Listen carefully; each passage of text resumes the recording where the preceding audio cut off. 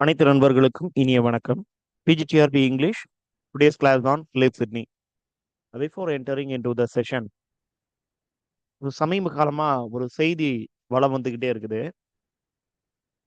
ஆசிரியர் தேர்வு ஆணையத்திலிருந்து எந்த விதமான தேர்வுகளும் நடத்தப்படாது, அதற்கான நிதி நிலைமை அவர்களிடம் இல்லை அப்படின்னு ஒரு நம்பத்தகுந்த வட்டார செய்திகள் தான் வந்துட்டு இருக்குது. அது உண்மைதான். சரிங்களா? இப்போ எதையுமே உங்களை வந்து டிமோட்டிவேட் பண்ணணும் அப்படிங்கிறதுனால இந்த நியூஸ் உங்களுக்கு சொல்லலை. பட் இதுதான் அஃபீஷியல் நியூஸ். அஃபீஷியலான நியூஸ் சேனல்ஸ்லேயே இதை வந்து நம்ம தெரிவிச்சிட்டாங்க. ஸோ ஆசிரியர் தேர்வு ஆணையத்தில் இப்போதைக்கு எந்த பணியிடங்களும் நிரப்பப்படாது, அவங்கள்ட்ட அதை கொடுக்கறதுக்கான சம்பளம் இல்லை. அதனால தற்காலிகமான ஆசிரியர்களை கொண்டு பணியை ஃபுல்ஃபில் பண்ணிட்டு இருக்காங்க அப்படின்னு. சரி, இது மூலமா நான் உங்களுக்கு சொல்ல வரக்கூடிய விஷயம் என்ன அப்படின்னா, so your exams delay, don't worry about that. 2026 நமக்கு ஒரு நல்ல விஷயமாக எலெக்ஷன் அப்படிங்கிறது வெயிட்டிங். சரிங்களா? 2026 எலெக்ஷன் வெயிட்டிங்ல இருக்குது. இப்போ கண்டிப்பாக அந்த எலெக்ஷனுக்கு ஒரு 3 அல்லது 4 மாதங்களுக்கு முன்னாடி எல்லா ரெக்ரூட்மெண்ட்டையும் தமிழ்நாடு அரசாங்கம் முடித்திருக்கும். அது வெதர் எக்ஸ் ஆர் ஒய் எந்த ஆளுங்கட்சியாக இருந்தாலும் சரி, இதுதான் அவங்களுடைய நடவடிக்கையாக இருக்கும். அதனால நீங்க அதை பத்தி ஒரி பண்ண வேண்டியதில்லை. ஒருவேளை அந்த எக்ஸாம் கொஞ்சம் டிலே ஆனாலும் it's a good for you. ஏன்? ப்ரிப்பேர் பண்றதுக்கு நல்ல செட்டில்டான ஒரு ப்ரிப்பரேஷன் இங்க பண்ண முடியும். இப்போ ஒரு 3 மாதம் 4 மாதம் தான் இருக்குது அப்படிங்கிறதுனால நீங்க ஹரிபரியா ஐயோ என்னால இந்த சிலபஸை முடிக்க முடியுமாங்கிறது கூட உங்களுக்கு தெரியாது. அதனால நீங்க என்ன பண்ணலாம் அப்படின்னா, நிதானமாக ரொம்ப ஸ்ட்ராங்கான ஃபவுண்டேஷனை வந்து நீங்க போட முடியும். அதனால எதை பத்தி நீங்க ஒரி பண்ணாதீங்க. So I begin the session with a குறள், a couplet. தாம் இன்புறுவது உலகின் புறக்கண்டு காமொருவர் கற்றறிந்தார். டீச்சர்ஸுக்கான ஆப்டான ஒரு குறள். நீங்க டீச்சர்ஸ் ஒரு ரெக்ரூட்மெண்ட் போர்டில் ஒரு எக்ஸாம் எழுதுறீங்க, பிஜிடிஆர்பி எழுதுறீங்க, யூஜிடிஆர்பி எழுதுறீங்க, காலேஜ் டிஆர்பி எழுதுறீங்க அப்படின்னா உங்களுக்கு ஒரு சந்தோஷம் கிடைக்க போகுது. அதனால தான் நான் அதை எழுதுறோம். ஒரு செட்டில்டான லைஃப் கிடைக்க போகுது. என்னதான் உங்களுடைய பேஷன், உங்களுடைய எய்ம் அப்படின்னு எல்லாம் சொன்னாலும், நீங்க இப்போ பிஜிடிஆர்பி படிச்சுட்டு இருக்கீங்க, செலக்ஷன் ஆனீங்கன்னா கிட்டத்தட்ட 50,000 ரூபாய் உங்களுக்கு சம்பளமா கிடைக்க போகுது. சந்தோஷமா தானே இருக்க போறீங்க. வேலையை பொறுத்தவரையிலையும் இரவு பகலாக வெயில்ல கிடந்து, இல்லை சார் டீச்சர்ஸ் எல்லாம் ரொம்ப கஷ்டப்படுறாங்க அப்படின்னு எல்லாம் சொன்னீங்கன்னா மற்ற வேலைகளை பார்க்கும் பொழுது அவங்களுக்கு தெரியும். சரியா? சாலையில வேலை பார்க்கக்கூடியவங்க, கூடங்கள்ல வேலை பார்க்கக்கூடியவங்க, தொழிற்சாலைகள்ல வேலை பார்க்கக்கூடியவங்க, இவங்களெல்லாம் பார்த்தாச்சுன்னா நம்ம வேலை பார்க்கறது ஒன்றும் கஷ்டம் இல்லை அப்படின்னு தான் தோணும். சரிங்களா?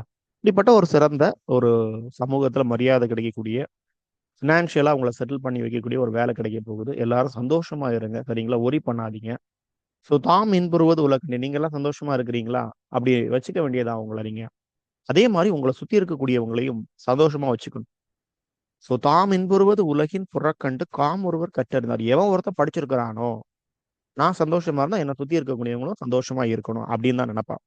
இப்போ நீங்க கற்றறிந்தோ உங்களை சுத்தி இருக்கக்கூடியவங்களை எல்லாம் சந்தோஷமா வைங்க. So don't demotivate your self, motivate your self. ஏதாவது ஒரு விஷயங்களை பாருங்க. கோயில் போங்க, இல்ல வந்து ஏதாவது மோட்டிவேஷனல் டாக் பாருங்க, இல்ல வெளியூர் போங்க. என்னத்தையாவது ஒண்ணு பண்ணி உங்களை எப்பவுமே பாசிட்டிவாக ஒரு ஆப்டிமிஸ்டிக் மேனாக நீங்க வந்து மாத்திக்கொண்டு வச்சுட்டே இருங்க. கண்டிப்பாக சக்சஸ் உங்கள் கையில. எல்லாரும் என்ன பண்ணுவாங்க இதுல, ஜென்ரல் ஆடியன்ஸை சொல்றேன், அவன் அகாடமி போறானோ போகாம இருக்கிறானோ, அவன் என்ன பண்ணுவான் அப்படின்னா இந்த நியூஸை பார்த்தோன்னா துவண்டுருவான். ஏற்கனவே வாழ்க்கையில் அடி வாங்கி சுருண்டு போயிருப்பான். தனியார் பள்ளிகள்ல, கல்லூரிகள்ல, வேற ஏதோ ஒரு மார்க்கெட்டிங் பிசினஸ்ல அவன் இருந்துகிட்டே இருப்பான். சரிங்களா? பொம்பளை பொம்பளை பசங்களை பொறுத்த வரைக்கும் ஏதாவது கடைகள்ல கூட நிறைய டீச்சர்ஸ் வேலை பண்றதை நம்ம பார்க்க முடியுது. பிஎட் முடிச்சுட்டு, எம்ஏ பிஎட், எம்எஸ்சி பிஎட் முடிச்சுட்டு சின்ன சின்ன ஃபேன்சி கடைகள்ல வேலை பார்க்குறாங்க. இப்போ அவங்களுடைய நிலைமைகள் பாருங்க, ரொம்ப கஷ்டம். அப்ப இப்படிப்பட்ட ஒரு பெரிய ஒரு ஜெனரல் ஆடியன்ஸ் கூட தான் நீங்க ஓடிட்டு இருக்கீங்க. ஆனா நீங்க என்ன பண்ணணும் அப்படின்னா, நீங்க எடுத்த செயலை நல்ல உறுதியாக இருங்க.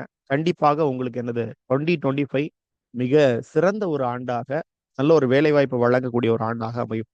Straight away Philip Sydney.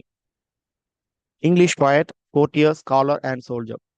Elizabethan period அப்படின்னு நம்ம எடுத்துக்கிட்டா அப்படின்னாலே, எலிசபெத்தன் ஒரு ரெனைசன்ஸ் காலகட்டம் அப்படின்னு எடுத்துக்கலாம். ரெனைசன்ஸ் அப்படிங்கிறது இட்டாலியில தொடங்கி ஒரு 100 வருஷத்துக்கு அப்புறமா தான் இங்கிலாந்து வந்து சேருது. இங்கேயும் ரிவைவல் இன் லிட்ரேச்சரும் நடக்குது. அதுல ஒரு பெரிய கான்ட்ரிபியூஷன் பிலிப் சிட்னி எலிசபெத்தன் பீரியடையும் சார்ந்தவர். 1554 to 1586. இந்த காலகட்டத்தில் சார்ந்த மேக்சிமம் லிட்ரரி ப்ரொடக்ஷன்ஸ்ல இருந்தவங்க வந்து கவிஞர்களாகவும் சோல்ஜர்களாகவும் இருப்பாங்க. கவிதையும் எழுதுவான், சண்டையும் போடும். அப்பதான் அவனுக்கு கோர்ட்ல ஒரு ஃபேவர் கிடைக்கும். சரிங்களா? born in Kent, member of Parliament Shrewsbury in the year 1572 and married Frances in the year 1583. So அரசியல் செல்வாக்கு முதல்ல ஒரு சோல்ஜராகவும் ஒரு ஸ்காலராகவும் அப்படியே இருந்து ஷ்ரூஸ்பரி. இன்னைக்கு நம்ம தமிழ்நாட்டில் இருக்கக்கூடிய அரசியல் பார்த்தீங்கன்னா ராணுவ வீரர்களாக இருந்தவங்க, ஐபிஎஸ்ஸா இருந்தவங்க, அவங்க வந்து அரசியல்வாதியா மாறிட்டாங்க. கவிஞர்களாக இருந்தவங்க, இப்ப நம்மளுடைய எக்ஸ் சிஎம்ஏ பார்த்தீங்கன்னா ஒரு பெரிய கவிஞர் இல்லைங்களா? அவருக்கு கலைஞர் அப்படின்னு கூட பேர் வச்சிருக்காங்க இல்லையா? கலைஞர் அப்படின்னாலே ஸ்காலர் தான் இல்லையா? கவிதை எழுதக்கூடியவங்க, நாடகங்கள் எழுதக்கூடியவங்க, அவங்க எல்லாம் பொலிட்டிஷியனா மாறிட்டாங்க. அந்த மாதிரி இங்க ஒரு சோல்ஜராகவும் ஸ்காலராகவும் இருந்தவர் ஸ்ரூஸ்பரியினுடைய மெம்பர் ஆஃப் பார்லிமெண்டா மாறுறாரு. இப்போ எப்பெல்லாம் நீங்க வந்து மன்னர்களுக்கு இல்லை குவீன்ஸுக்கு வந்து நீங்க சேவகம் பண்றீங்களோ, அவங்களுடைய பேச்சை கேட்டு இருக்கிறீங்களோ, அது வரைக்கும் உங்களுக்கு அந்த பதவி அப்படிங்கிறது இருக்கும். எப்ப நீங்க அதை மீற ஆரம்பிச்சுக்கிறீங்களோ அப்ப பதவி போயிடும். இங்க சிட்னிக்கு என்ன நடக்குது பாருங்க. 1579 ஒரு உரண்டை எழுதுக்கிறாரு யாரு? குயின் எலிசபெத் கூட. அதாவது ஒரு பிரெஞ்சு மேரேஜ் அலையன்ஸை வந்து குயின் எலிசபெத் ரெடி பண்றாங்க. Edward de Vere 17th earl of Oxford. Oxford அப்படிங்கிற இடத்தினுடைய ஒரு ஏர்ல். அப்போ ஆக்ஸ்போர்டு வந்து இவங்களுக்கு ரொம்ப முக்கியம் எலிசபெத். அதனால பிரெஞ்சு அது வரைக்கும் பிரெஞ்சு கூட பெரிய ஒரு உறவு முறைகள் வந்து இங்கிலாந்து பேணினதில்லை. இங்கிலீஷுக்கும் பிரான்ஸுக்கும் வந்து எதிரெதிரா ரைவல்ஸ் தான் ரெண்டு பேரும். ஆனா அந்த சமயத்துல வந்து பிரான்ஸும் இங்கிலாந்தும் இப்போ வந்து ஒரு நல்ல ஒரு டைஅப்புக்கு வர்றதுக்கான ஒரு சான்ஸ் அப்படின்னு ஒரு சாணக்கியத்தனமா எலிசபெத் இந்த ஒரு திருமண உறவு முறைக்கு சம்மதிக்கிறாங்க. நம்ம தமிழ் ஹிஸ்டரியிலையும் பாத்தீங்கன்னா சோழர்களுக்கும் சாளுக்கியர்களுக்கும் திருமண உறவு இருக்கும். ராஜராஜ சோழன் தன்னுடைய மகளை வந்து ஒரு சிறிய குறுகிய சின்ன நாட்டு மன்னனுக்கு, விமலாதித்யன் அப்படிங்கிற ஒரு சின்ன குறுநில மன்னனுக்கு மேரேஜ் பண்ணி வைப்பான். அது மூலமா வந்து உங்களுக்கு முதலாம் குலோத்துங்க சோழனை நீங்க வந்து பார்ப்பீங்க. இப்படி திருமண உறவுகள் மூலமாக நிறைய அரசியல் ஆதாயங்கள் வந்து தேடுவாங்க. ஸோ அது வந்து சிட்னிக்கு பிடிக்கல. ஒரு லெட்டர் எழுதிடுறாரு. எலிசபெத் எனக்கு இது பிடிக்கல அப்படின்ட்டு. ஆனா எலிசபெத் என்ன சொல்றாங்கடா லூசு பேல, நான் எவ்வளவு பெரிய சாணக்கியத்தனமா எவ்வளவு பிளான் எல்லாம் பண்ணி பிரான்ஸ் கூட ஒரு பெரிய ஒரு அண்டர்ஸ்டாண்டிங்கை கிரியேட் பண்ணிட்டு இருக்கேன். நீ எனக்கே ஆர்டர் போடுறியான்னு சொல்லி என்ன பண்ணிடுறாங்க அப்படின்னா சிட்னியை வந்து வெளியே துரத்தி விட்டுறாங்க கோர்ட்ல இருந்து.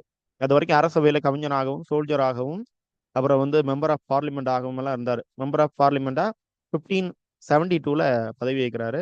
79ல வந்து அடிச்சு பத்தி விட்டுறாங்க போவலிய அப்படின்ட்டு. ரைட். 1885ல வந்து அவர் திரும்பியும் எலிசபெத்தினுடைய கோர்ட்டுக்கு வர்றார். சரியா? ஸோ இந்த பிரான்ஸ் இங்கிலாந்து இவங்களுடைய உறவுமுறையை பொறுத்த வரைக்கும் வெளியே சண்டை போட்டாலும் என்ன பண்ணுவாங்கன்னா உள்ளுக்குள்ள அவங்க எல்லாம் யூரோப் கண்ட்ரி அப்படிங்கிற ஒரு திங்கிங் வச்சுட்டே இருப்பாங்க. ஸோ இது பாருங்க, இதுவும் ஒரு இரண்டு நாட்டு உறவுகள் தான். சமீபத்தில் நடைபெற்ற ஒரு சந்திப்பு. This man belongs to India, this lady belongs to Finland. ஓகேங்களா? ஸோ இது யாரு? இவர் வந்து நம்மளுடைய எக்ஸ்டர்னல் அஃபேர்ஸ் மினிஸ்டர். சரிங்களா? வெளியுறவுத்துறை அமைச்சர். அப்ப இது யாரு? இவர் வந்து ஒரு ஃபார்ம் ஐஎஃப்எஸ் ஆஃபீஸர். ஐஎஃப்எஸ் அப்படின்னா ரெண்டு அர்த்தம் இருக்குது. ஒன்று வந்து இந்தியன் ஃபாரஸ்ட் சர்வீஸ்னு ஒன்று இருக்குது, இந்தியன் ஃபாரின் சர்வீஸ் அப்படின்னு ஒன்று இருக்குது. இதுதான் அந்த சிவில் சர்வீஸ்ல அந்த ஐஏஎஸ், ஐஎஃப்எஸ், ஐபிஎஸ். சரிங்களா? நம்ம எல்லாம் ஐஏஎஸ், ஐபிஎஸ், ஐஎஃப்எஸ்ன்னு சொல்லுவோம். இல்ல, ஃபர்ஸ்ட் ஐஏஎஸ், அப்புறம் ஐஎஃப்எஸ், அதுக்கப்புறம் தான் ஐபிஎஸ். இப்படிதான் ப்ரிஃபர் பண்ணுவாங்க. ரைட்? ஸோ இது யாருங்கிறத ஒன்று கண்டுபிடிங்க. ஸோ உங்களுக்கு ஜிகே பாட்டும் இருக்குது அவைலபிளா. கரண்ட் அஃபேர்ஸ் தான் அதுலயும் வரப்போகுது. இது யாருன்னு கண்டுபிடிங்க. அதே மாதிரி சமீபத்துல இந்தியா வந்து ஒரு யூஎன் கான்ஃபரன்ஸ்ல பார்ட்டிசிபேட் பண்ணிட்டு இருக்கிறாங்க. ஐக்கிய நாடுகள் சபையினுடைய ஒரு கான்ஃபரன்ஸ்ல பார்ட்டிசிபேட் பண்ணிட்டு இருக்காங்க. ஒரு சைனா அதுல கிடையாது. சைனாக்கு எதிராக தீர்மானங்கள் எல்லாம் நிறைவேற்றிருக்காங்க. என்ன மாநாடு அது? யூஎன் சார்பாக என்ன மாநாடு கிரியேட் பண்ணியிருக்காங்க, என்ன ரெசல்யூஷன்ஸ் பாஸ் ஆயிருக்குன்னு தெரிஞ்சு வச்சுக்கோங்க. ஸோ சிட்னியோட ஃப்ரெண்ட் பாருங்க, கிரிவில்லி. அவர் என்ன சொல்றாரு அப்படின்னா, இவர் கோர்ட்டை விட்டு வெளியே தள்ளப்படுறாரு, திரும்பியும் கோர்ட்டுக்குள்ள வர்றாரு, ஃபேவர் கிடைக்குது.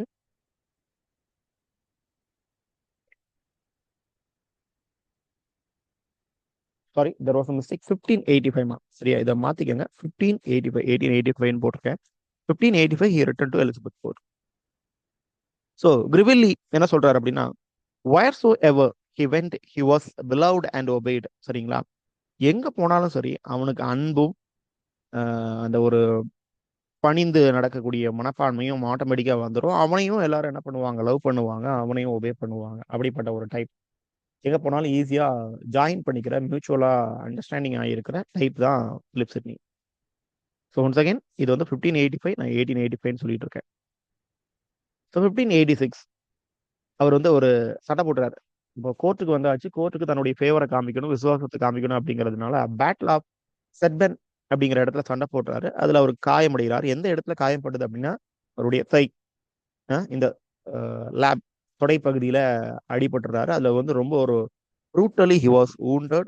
ஒரே மாசத்துல என்ன பண்ணிடுறாருன்னா இறந்து போயிறாரு. ஏப்பா தொடையில அடிபட்டதுக்கு இவ்வளவு பெரிய காயமா அப்படின்னா இது சயின்ஸ்ல நம்ம தெரிஞ்சு வைக்க வேண்டிய விஷயம் என்னன்னா மனிதனுக்கு அதிக இரத்த இழப்பை ஏற்படுத்தக்கூடிய ஒரு பகுதி எது அப்படின்னு பாத்தீங்கன்னா இந்த லேப் தான். சரிங்களா? இந்த தொடைப்பகுதியில உங்களுக்கு வந்து ஃப்ராக்சர் ஆகி கீறி ரத்தம் வெளியேற ஆரம்பிச்சுன்னா உங்களுக்கு உடம்புல இருக்கக்கூடிய மேக்சிமம் பிளட் வந்து வெளியே போயிடும். அதனால உடனடியாக மயக்கம் ஏற்படும். இரத்தப்போக்குனால உயிரிழப்பு கூட ஏற்படும். அதனால ஞாபகம் வச்சுக்கோங்க. அதே மாதிரி அதிக வலியை உண்டாக்கக்கூடிய ஒரு எலும்பு முறிவு எதுன்னு கேட்டீங்கன்னா இந்த தொடைப்பகுதியில இருக்கக்கூடிய எலும்பு முறிவு தான். நீங்க என்ன மூவ் பண்ணனாலும் இந்த எலும்பு அசையும். ரைட். அவருடைய ஃபியூனரல்ல லண்டன் கிரவுடு என்ன சொல்றாங்கன்னா அவரை பார்த்து farewell the worthiest night that lived. ரொம்ப ஒர்த்தான ஒரு வீரன் எங்க கூட வாழ்ந்தவன் அவன். அவன் ஃபேர்வெல் ஆகட்டும், அவனுக்கு வந்து ஒரு ஃபேர்வெல் ஒரு ஃப்ரீயா விடை கொடுக்குறோம் அப்படின்றாங்க. அவருடைய ஒர்க் எதுவுமே அவருடைய லைஃப் டைம்ல வெளிவரல. அவர் எல்லாருமே செத்தப்புறம் தானே நம்ம வந்து அவரை பத்தி பேசுவோம். Right. Folio of his work appeared in 1598. 1598 அவர் எழுதின ஒரு ஃபோலியோ வெளிவருது. ஸோ ட்ரை டு ஆன்சர் ஷேக்ஸ்பியருடைய ஃபர்ஸ்ட் ஃபோலியோ எப்போ வெளிவருது? இது வந்து ரொம்ப ஓப்பனான ஒரு கேள்வி. ரொம்ப ஈஸியாக கொஸ்டின் செட் பண்ணணும்னு ஒருத்தர் நினைச்சிட்டாரு அப்படின்னா அதுதான் முதல்ல வைப்பாரு. Shakespeare's first folio publish in the year. Philip Sidney's first folio publish in the year 1598. இதுக்கு அப்புறம் தான் ஷேக்ஸ்பியருடைய ஒர்க் வெளிவரும்.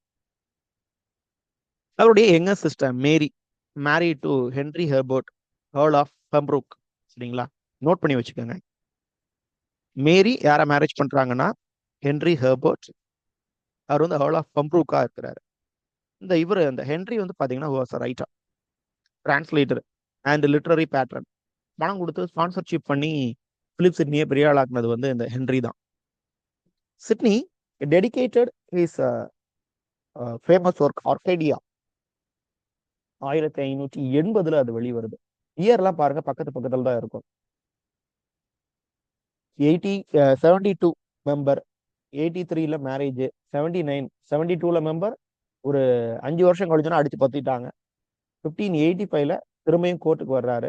திரும்ப ஒரு 6 வருஷம் கழிஞ்சு 86 அடிபட்டு இறந்து போயிடுறாரு. அண்ட் 1580 வந்து பாத்தீங்கன்னா ஆர்கடியாவை எழுதிடுறாரு. அதை யாருக்கு டெடிகேட் பண்றாரு அப்படின்னா அவருடைய சகோதரியான மேரி. ஆனா ரெண்டாவது என்ன பண்ணிடுறாங்கன்னா இந்த ஒர்க் எனக்கு பிடிக்கல, அவர் ஏற்கனவே வாழ்க்கையில வெக்ஸ் ஆயிட்டாரு, அதனால இந்த ஒர்க்கை எரிச்சிருவோம்னு சொல்லி எரிக்க சொல்லிடுறாரு. ஆனா சிட்னி இறந்த அப்புறம் சகோதரியை வந்து அதை திரும்ப ரீஒர்க் பண்ணி அதை இன்னொரு நேம்ல வெளியிடுறாங்க. 1590 அது வெளிவருது. ஒரு 10 வருஷம் கழிஞ்சு அது திரும்ப வெளிவருது. ஏன்னா 86 தலைவர் இறந்து போயிடுறாரு இல்லைங்களா? இந்த ஒர்க் பேர் பாருங்க ஆர்கடியா, த கவென்ட் ஆஃப் பெம்ப்ரூக்ஸ் ஆர்கடியா. பெம்ப்ரூக்னால வெளியிடப்படக்கூடிய ஆர்கடியா அப்படின்னு சொல்லிடுறாரு. யாருனால எழுதப்படுது? Sir Philip Sidney. பழைய ஸ்பெல்லிங் பாருங்க, SIDNEI. நாம வந்து இப்போ ஒய் யூஸ் பண்றோம் சரிங்களா? சிட்னிக்கு ஒய் யூஸ் பண்றோம். சிட்னிக்கு முன்னாடி ஐ யூஸ் பண்ணியிருக்காங்க. அப்புறம் இவருடைய பெஸ்ட் ஃப்ரெண்ட் யாருன்னு பாத்தீங்கன்னா எட்மண்ட் ஸ்பென்சர் அண்ட் வாட்டர்லே. இவங்க 3 பேருமே ஒரு ஒரு ஃப்ரெண்ட்ஸ் தான். 3 பேரும் மாறி மாறி மியூச்சுவலா அண்டர்ஸ்டாண்ட் பண்ணிக்கிட்ட ஃப்ரெண்ட்ஸ். மாறி மாறி நிறைய ஒர்க்ஸை டெடிகேட் பண்ணிக்கிறாங்க. எட்மண்ட் ஸ்பென்சர் பாருங்க, அவருடைய பிலிப் சிட்னியோடைய இறப்புக்காக எழுதி ஒரு எழுதி எழுதுறாரு. அதுக்கு பேர் அஸ்ட்ரோஃபல். அஸ்ட்ரோஃபல் அப்படிங்கிற ஒரு எழுதி. அஸ்ட்ரோஃபல் அண்ட் ஸ்டெல்லா யாருடைய ஒர்க் அப்படின்னு பாத்தீங்கன்னா பிலிப் சிட்னியோடைய ஒர்க். ஸ்பென்சர் எழுதக்கூடிய எழுதி பாத்தீங்கன்னா அஸ்ட்ரோஃபல் மட்டும். சரிங்களா? அஸ்ட்ரோஃபல்னால யாரை தான் குறிக்கும்? அது சிட்னியை தான் குறிக்கும். ஷெப்பர்ட்ஸ் கேலண்டர் அதை வந்து ஸ்பென்சர் வந்து சிட்னிக்கு டெடிகேட் பண்றாரு. 12 எக்லாக்ஸோட வரக்கூடிய ஷெப்பர்ட்ஸ் கேலண்டர் 12 உண்டு, ஞாபகம் வச்சுக்கோங்க. இது யூஜிசி நெட் கொஸ்டின் 10ன்னு கேட்டிருப்பாங்க. நம்மளுடைய ரிவிஷன் டெஸ்ட்லயும் இட்ஸ் அவைலபிள் அப்படின்னு நினைக்கிறேன். 12 eclogue. 1591 Walter Raleigh wrote poems on sir Philip Sidney. Philip Sidney அப்படின்னா நீங்க எக்ஸ்ட்ராவா ரைட்டர்ஸ் ஞாபகம் வச்சுக்க வேண்டியது ஸ்பென்சரையும் வாட்டர்லேயும் தான் நீங்க ஞாபகம் வச்சுக்கணும். ஸ்பென்சர் ஷெப்பர்ட்ஸ் கேலண்டரை டெடிகேட் பண்றாரு, அவருக்காக ஒரு எழுதி எழுதுறாரு. வாட்டர்லே வந்து ஒரு போயம் சொல்றாரு, collection poems on Philip Sidney அப்படின்ட்டு.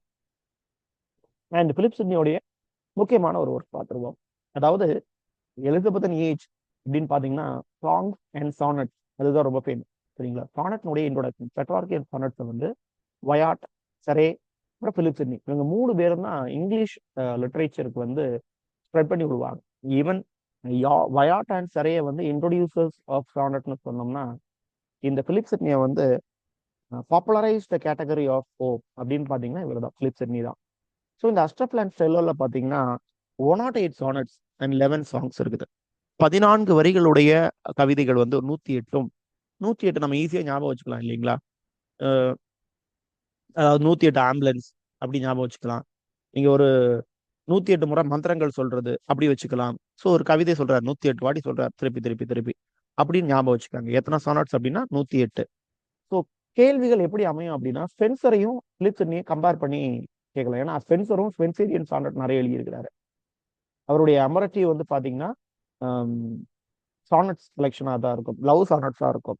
இங்கேயும் லவ் சானட்ஸ் இருக்கும், ரைட். ஸோ 108 சானட் 11 சாங்ஸும் இருக்கு. இதுல அஸ்ட்ரஃபல் அப்படின்னா வந்து Sidney, Astrophel represent Sydney.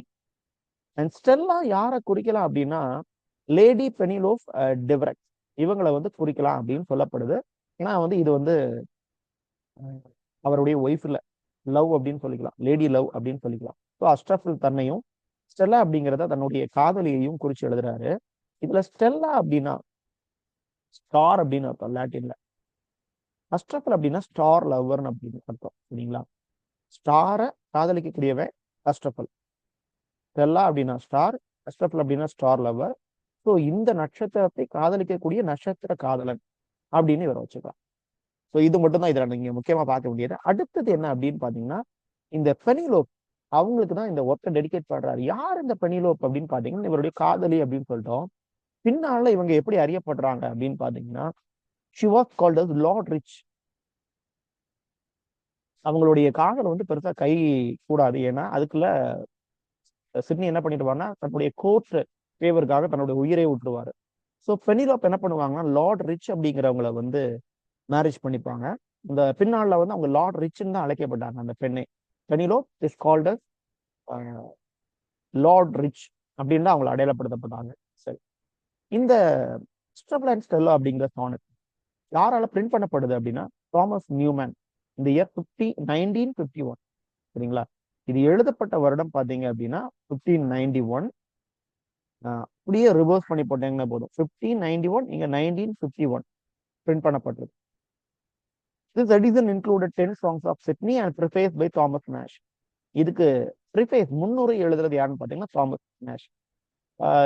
Preface அப்படின்னா நமக்கு prologue to the Canterbury tales அது ஒரு ப்ரிஃபேஸ் தான், சரிங்களா, ஒரு முன்னுரை தான், அதாவது இன்ட்ரோடக்ஷன் தான். ஸோ இந்த ப்ரிஃபேஸ் ப்ரொலாக் இதெல்லாம் எவன் எழுதுனா என்னென்ன இருக்குது அப்படிங்கிறத எல்லா ஒர்க்குக்குமே தெரிஞ்சு வைக்கிறது நல்லது. It also include the verses of Champion, Samuel Daniel and earl of Oxford. இந்த ஏர்ல் ஆஃப் ஆக்ஸ்போர்ட் நம்ம ஆல்ரெடி பார்த்தோம் இல்லைங்களா, யாரு மேரேஜ் ரிலேஷன்ஷிப்புக்கு பிரெஞ்சு கூட இடையில நின்னவர் எலிசபெத்துக்கும் பிலிப் சிட்னிக்கும். அப்புறம் prescribed work for PGTRB, apology for poetry or defence of போயசி.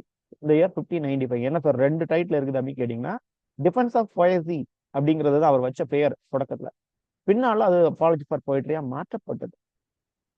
So probably it was written in the year 1579 to 80. ஏன்னா 86ல தலைவர் இறந்துறாரு இல்லைங்களா. ஆனா இது எப்போ பப்ளிஷ் ஆகுது, அவர் இறந்த அப்புறம் 1595, 10 வருஷத்துக்கு அப்புறம் தான் இது பப்ளிஷ் ஆகுது.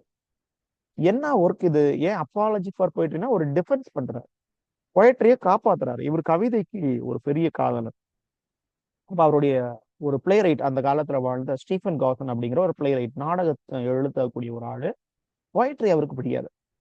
அப்போ அவர் என்ன பண்றாருன்னா ஒரு ஒர்க் எழுதுறாரு, த ஸ்கூல் ஆஃப் அபியூஸ் அப்படிங்கிற ஒரு ஒர்க்கு. இந்த இயர் 1579 பிட்னி வந்து சாகிறதுக்கு ஒரு 6 வருஷத்துக்கு முன்னாடி எழுதி இது யாருக்கு டெடிகேட் பண்ணிடுறாருன்னா பிலிப்புக்கு டெடிகேட் பண்ணிடுறாரு. இந்த ஸ்கூல் ஆஃப் அபியூஸ்ல என்ன இருக்குது, யார் இந்த ஸ்கூல் ஆஃப் அபியூஸ், எதை பத்தி அபியூஸ்னு சொல்றாரு அப்படின்னா கவிதையே தான். கவிதை தான் ஒட்டு மொத்தமா உலகத்தையே நாசப்படுத்துது அப்படின்னு எழுதி யாருக்கு டெடிகேட் பண்ணிட்டாரு, சிட்னிக்கு. சிட்னிக்கு அடுப்பாயிடுறாரு. இப்பதான் அவர் 108 சானட் எழுதினார்னு பார்த்தோம். அப்ப கவிஞனை அவமானப்படுத்தினா அவரால் தாங்க முடியல. இப்ப ஆசிரியர்கள் அவமானப்படுத்தினா உங்களால தாங்க முடியாது இல்லைங்களா? வெகுண்டு எழுதுருவீங்க. எதுக்குடா ஆசிரியர்களுக்கு இவ்வளவு சம்பளம் கொடுக்குறாங்கன்னா நமக்கு இப்ப கோவம் வரும். சரியா? இப்ப மேபி கவர்மெண்ட் டீச்சர்ஸை பார்த்து நீங்க கேள்வி பண்ணுவீங்க, எதுக்கு இவ்வளவு சம்பளம் வாங்குறாங்க? நாங்க தனியார் பள்ளியில வேலை பார்க்குறோம், எங்களுக்கு அந்த அளவுக்கு சம்பளம் இல்லைன்னு. நாளைக்கு நீங்க போய் அதுல உட்கார்ந்தோன்னே நீங்களும் ஜாக்டோ ஜியோ அப்படின்னு சொல்லி கொடி பிடிக்கதா போறீங்க. ரைட்? ஃபைன். அது ஒரு பக்கம் இருக்கட்டும். ஸோ அப்படி ஸ்கூல் ஆஃப் அபியூஸ்ல வந்து as a dramatist he praised drama and he blamed poetry. Gaussen motivated Sydney and in reply he wrote Defense of Poets. So இந்த ஒர்க் டிஃபென்ஸ் ஆஃப் poesy அல்லது apology for poetry தான் பின்னால வரக்கூடிய 2 முக்கியமான ஒர்க்குக்கு காரணகர்த்தாவா இருக்கும். ஒன்னு வந்து ஷெல்லியோட டிஃபென்ஸ் ஆஃப் poetry, இன்னொன்னு study of poetry by Matthew Arnold. இந்த ரெண்டுக்குமே அப்பாலஜி ஃபார் poetry தான் ஒரு முன்னோடி. இதை காப்பி பண்ணி தான், இதை பேஸ் பண்ணி தான் அவங்க எழுதிப்பாங்க. ஸ்டீஃபன் காசன் தன்னுடைய ஒர்க்ல என்ன சொன்னாரு அப்படின்னு பாத்தீங்கன்னா, poetry is the mother of life. பொய்களுக்கு தாயகம் அப்படின்னு கேட்டீங்கன்னா அது poetry தான். கவிதை தான் பொய்களின் தாயகம். பொய் மொத்தத்தினுடைய கூடாரமே அதான். nurse of abuse, infecting us with many pestilent desires. வேண்டாத நிறைய ஓவர் ஆம்பிஷியஸ் விஷயங்களை நம்ம மேல தெளிச்சுட்டு போயிடும். காதலன் காதலியை பத்தி பாடுறான், ஏதாவது நம்பும்படியா இருக்குதா? நிலவை கொண்டு வாழ்றான், நிலவை போலதான் நீ இருக்கிறேன்றான், கல்யாணத்துக்கு அப்புறம் சண்டை போட்டுட்டு இருக்கேன். இப்படி நிறைய விஷயங்கள் என்னது சம்மந்தம் இல்லாம கவிதைகள் எழுதப்பட்டிருக்கீங்க, நிறைய பொய் எழுதியிருக்கீங்க. மேலும் ஒரு ஒரு முக்கியமான ஒரு கொட்டேஷன் ஆட் பண்றாரு பாருங்க. Plato, the Greek poet, Plato banished poets from his ideal republic. Republic அப்படின்னு ஒரு ஒர்க் எழுதுறாரு பிளாட்டோ. தன்னுடைய தலைவர் சாக்ரட்டிஸை மையமா வச்சு இருந்தாரு. ரிப்பப்ளிக் அப்படிங்கிற ஒர்க் எழுதப்படுது. கிரிட்டிசம்ல நம்ம பார்ப்போம் பிளாட்டோ பார்க்கும்போது. சரிங்களா? ரிப்பப்ளிக்ல எல்லாருக்கும் இடம் கொடுக்குறாரு பிளாட்டோ, ஆனா பொயட்ஸுக்கு கிடையாது. ஏன்னா பொயட்ஸ் அன்னைக்கு இருந்த பொயட்ஸ் வந்து என்ன அப்படி பண்ணுவாங்கன்னா, அந்த கிரீக் மித்துல இருக்கக்கூடிய காடஸஸ் பத்தி தப்பா எழுதி வச்சிருவாங்க. அதனால பிளாட்டோக்கு பொயட்ஸ் பிடிக்காது. ஆனா அவருடைய மாணவரான அரிஸ்டாட்டில் வந்து பொயட்ஸை கொண்டாடுவார். ஆனா உண்மையிலேயே பிலிப் சிட்னி இதுக்கெல்லாம் ரிப்ளை கொடுப்பாரு. பிளாட்டோ எதுக்கு பேனிஷ் பண்ணாரு, முக்கியமா பிளாட்டோ வந்து லவ்வர் ஆஃப் பொயட் அப்படிங்கறது எல்லாத்தையும் டிஃபைன் பண்ணிடுவாரு தன்னுடைய ஒர்க்ல. There may be many other more fruitful knowledges a man might bet spend his time in them. நிறைய ஃப்ரூட்ஃபுல் நாலேஜ் இருக்குதான். என்ன நாலேஜஸ்? பிலாசபி இருக்கு, ஹிஸ்டரி இருக்கு, போயட்ரியை தவிர எக்கச்சக்கமான நாலேஜஸ் இருக்குது. அதை படிங்க போய். எதுக்கு இதுல கிடந்து சயின்ஸ் படிங்க, பிலாசபி படிங்க, மேத்தமெட்டிக்ஸ் படிங்க, இதுலயே கிடந்து நாட்களை வேஸ்ட் பண்ணிட்டு இருக்கீங்க, நம்மள எல்லாரையும் பார்த்தா சொல்றாரு. ஓகே அப்படின்னு கொஸ்டின் பண்றாரு. இந்த 4க்கும் பிலிப் சிட்னி ரிப்ளை பண்ணணும். அதுதான் அப்பாலஜி ஃபார் போயட்ரி. சிட்னி என்னென்ன சொல்லுவாரு, அது அப்படியே அதுக்கு நிறைய கோர்ஸ் எல்லாம் பழைய விஷயங்கள் வந்து எடுத்து கவிதை ஏன் ரொம்ப நல்லது, கவிதையை ஏன் நாங்க வந்து டிஃபென்ஸ் பண்றோம் அப்படிங்கிறதுக்கு வாதாடுறாரு. Poetry is long lasting, begins first, last long. இது அழிவே இல்லாதது. கவிதை அப்படிங்கிறது அழிவே இல்லாது. திருக்குறள் எத்தனை வருஷத்துக்கு முன்னாடி உள்ளது, இப்போ நம்ம படிச்சுட்டு இருக்கிறோம். சரிங்களா? ஷேக்ஸ்பியருடைய sonnet, love is not love when it alters alteration found, love is not begins with red cheeks and rosy lips. இன்னைக்கு நம்ம திரும்ப திரும்ப பேசிட்டு இருக்கோம்ல. அப்போ அதுக்கு அழிவு கிடையாது. poetry is an art of imitation. கற்பனையினுடைய ஒரு வரக்கூடிய ஒரு கலை தான் வந்து கவிதை. எப்படிடா அது பொய் சொல்லுது அப்படின்னு சொல்ற? கற்பனைங்கிறது வேற, பொய்ங்கிறது வேற. அதாவது அவர் சொல்லக்கூடிய ஒரு விஷயம் என்ன அப்படின்னா, கவிதை நாங்கள வந்து பொய் சொல்றோம் உண்மைதான், ஆனா அந்த பொய்யின் மூலமாக யாருக்காவது டார்ச்சர் இருக்குதா, தொந்தரவு இருக்குதா? இல்ல. நாங்க ஒரு ப்ளஷருக்காக சொல்லிக்கிட்டு இருக்கோம். லிட்ரேச்சருடைய பர்பஸ் என்னது? டீச் அண்ட் டிலைட் தானே. நம்மளுக்கு சொல்லி தரணும், சந்தோஷமா வச்சுக்கணும். ரைட்? அதான் சொல்றாரு பாருங்க. poetry is spearing picture, that means speaking picture. பேசும் படம் தான் கவிதையா. உங்களை நல்வழிப்படுத்துறது, மாரலிஸ்டிக்கா கொண்டு வர்றது, டேட்டாக்டிக்கா கொண்டு போறது, இதெல்லாம் தான் போயட்ரியினுடைய வேலை. இட் எண்ட் ஃபைனலா அது எவ்வளவு ப்ளஷர் கொடுத்தாலும் டீச் அண்ட் டிலைட், உங்களுக்கு சொல்லிக் கொடுக்கும், நல்ல விஷயங்களை சொல்லிக் கொடுத்து உங்களுக்கு சந்தோஷப்படுத்தும். poetry flourishes in all countries in all ages. பாருங்க, கிமுலது தொடங்கி கிபி வரைக்கும், இனி நாளைக்கு உலகம் அழிஞ்சு இன்னொரு பக்கம் போனாலும் நம்மளுடைய இப்ப எழுதப்பட்ட ஒர்க்ஸ் எல்லாம் மீதி இருக்கும். 15 கீழ்கணக்கு, மேல் கணக்கு, இப்ப கொஞ்சம் கொஞ்சம் எடுத்து வச்சு நம்ம படிச்சுட்டு இருக்கோமா, அகநானூறு, புறநானூறு எல்லாம் இருந்துட்டு தானே இருக்குது. எல்லாமே எப்படி எழுதப்பட்டது? நாடக வடிவிலையா? இல்ல, கவிதை வடிவில் எழுதப்பட்டது. பைபிள் கவிதை வடிவில் எழுதப்பட்டது. சிட்னி சொல்றாரு, the epic is the best and most accomplished kind of poetry. இதிகாசங்கள் அதுதான் இந்த காப்பியம். கரெக்டா சொல்லணும்னா காப்பியம். காப்பியம் தான் கரெக்டான வே டு ப்ரொடியூஸ் போயட்ரி. எபிக்னா நம்ம இந்த ராமாயண மகாபாரதம் எல்லாம் சொல்றீங்களா, அதை அந்த வகையில எழுதுனீங்கன்னா அப்படின்னா போயட்ரி நிலைத்து நிற்கும். Music I say the most divine striker of the senses. அதுல இசையும் கலந்து நீங்க வந்து போடும் பொழுது அது அப்படியே மனதை மயக்குமா போயட்ரி. பாருங்க, இவர் சொல்லக்கூடிய விஷயத்த பாருங்க. இவ்வளவு நேரம் சொன்னோம் இல்லைங்களா, இது எல்லாத்தையும் அவர் சொன்னதை பாருங்க. Poetry is an art of imitation and its chief function is to teach and delight. அதனோட வேலையே என்னது? டீச் அண்ட் டிலைட் தான். Imitation does not mean mere copying or reproduction of fact. இருக்கிறத அப்படியே எடுத்து எழுதுறது வந்து இமிடேஷன் கிடையாது. It means representing or transmuting of the real and actual and sometimes creating something entirely new. நீ பார்த்த விஷயத்த, நீ எக்ஸ்பீரியன்ஸ் பண்ண விஷயத்த ஏதோ ஒரு புதிய வகையில மீண்டும் கொடுக்கிறது எப்படின்னு இருக்குது பாத்தீங்களா, அதுதான் உண்மையிலேயே வந்து இமிடேஷன். சரியா? நீங்க அப்படியே பாக்குறீங்க, ஒரு கலையை பாக்குறீங்க, கலையிலே கைவண்ணம் கண்டான். மாமல்லபுரத்தை பார்த்து ஒரு கவிஞன் எழுதுறேன், சரிங்களா? அப்புறம் வந்து ஒரு காதலன் எழுதுறேன், சரியா? காதல் கடிதம் தீட்டவே மேகம் எல்லாம் காகிதம். அவனுக்கு கற்பனையை பாருங்க. இங்க ஒன்றும் பேப்பர் இல்லை, இங்க எல்லாம் பேப்பருக்கு பஞ்சம் மாதிரி வானத்தை வந்து பேப்பரா மாத்தி அவன் வந்து என்ன பண்றான், கவிதை எழுதுறான். வானின் நீளம் கொண்டு வா, பேனா மையோ தீர்ந்துடும். வானத்துல இருந்து நீளத்தை புளிஞ்சு கொண்டு வா, ஏன்னா இங்க வந்து இங்கு பாட்டில் எல்லாம் பத்தாதான், அந்த அளவுக்கு நான் கவிதை எழுத போறேன். எக்ஸாஜரேட், சைபர் போல், பர்சனிபிகேஷன் யூஸ் பண்றாங்க, சரியா? நதியே நதியே காதல் நதியே நீயும் பெண் தானே. எவ்வளவு கம்பேர் பண்றேன், எவ்வளவு இமிடேஷனா, எவ்வளவு ஒரு இமேஜினேஷன் போடுறான் பாத்தீங்க. ஒரு பெண்ணையும் நீரையும் நீர்நிலைகளையும் கம்பேர் பண்றான். பெண் காதல் நதியே நதியே நீயும் பெண் தானே, இல்லையா? நடந்தால் ஆறு, விழுந்தால் அருவி, நின்றால் கடல். அதே மாதிரி பெண்ணையும் வகைப்படுத்துவான். சமைந்தால் குமரி, மணந்தால் மனைவி, பெற்றால் தாய். பாருங்க எவ்வளவு ஒரு பெரிய விஷயங்களை வந்து கவிதை மூலமாக சொல்ல முடியுது. ஸோ இப்படி பிலிப் சிட்னி என்ன பண்றாருன்னா, கவிதையினுடைய சிறப்புகள் எல்லாம் இந்த அப்பாலஜி ஃபார் போயட்ரில ஒவ்வொன்றா சொல்லிக்கிட்டு இருக்காரு. So he says there are 3 types of poetry. ஒன்று religious poetry, philosophical poetry and poetry as an imaginative treatment of art and nature.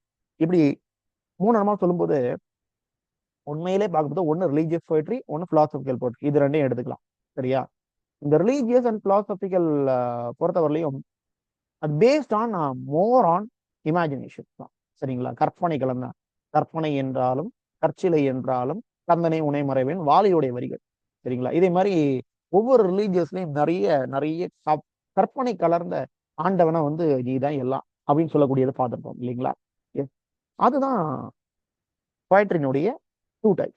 இன்னொன்று பாருங்க, தேர்ட் கைண்ட் ஆஃப் போயட்ரி. அது வந்து நிறைய வகைகள்ல பிரிக்கப்பட்டிருக்கும்.